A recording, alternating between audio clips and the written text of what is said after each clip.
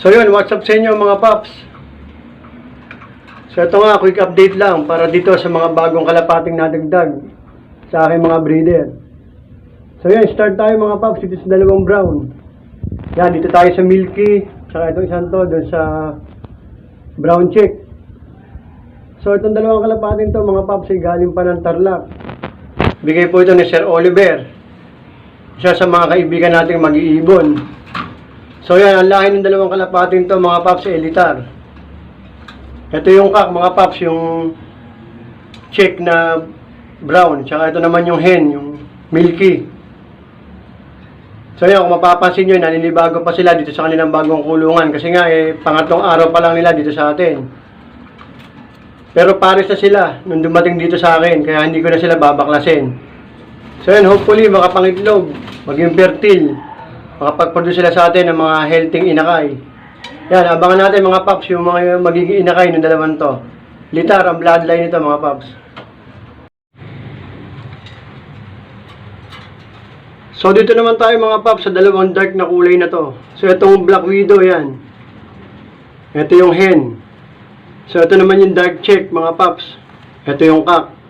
So ang linyada ng dalawang kalapatan na to ay Garuda.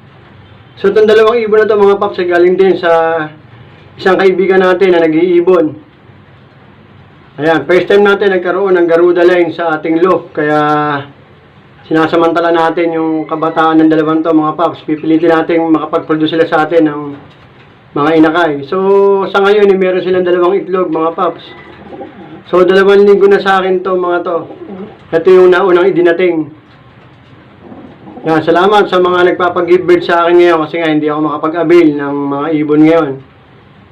Kaya thank you sa mga nag-o-offer ng mga kalapati nila sa akin. So yan, hopefully makapag-produce din sila sa atin ng mga healthy at mabibilis na inakay.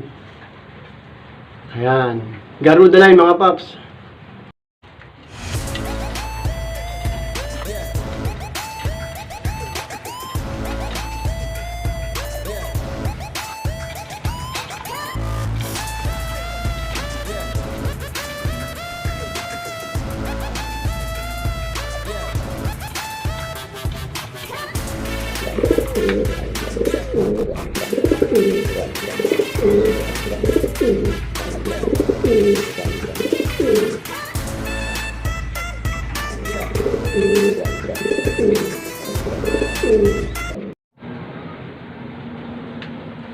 So syempre mga paps, itong pinakahuling ipapakita kong breeder sa inyo, itong si Lolo Basra, tsaka yung kayang pares na Skin Banril. Ayan. So nakapag-produce naman sila sa atin ay isang inakay. So bali hindi ko na nga binabaklas yung pares ang dalawang to mga paps. Sinasamantala ko na nakakapag-produce pa rin sa akin itong Basra line natin, itong malaking ilong. Ayan. Ayan. So masusubukan yung mga lahi ng mga kalapating pinakita ko sa inyo sa susunod na mga karera. So ito naman lahi ni Lolo Basra mga paps, masusubukan natin ang lahi ngayon south. May mga ililipad tayong lahi na galing sa kanya.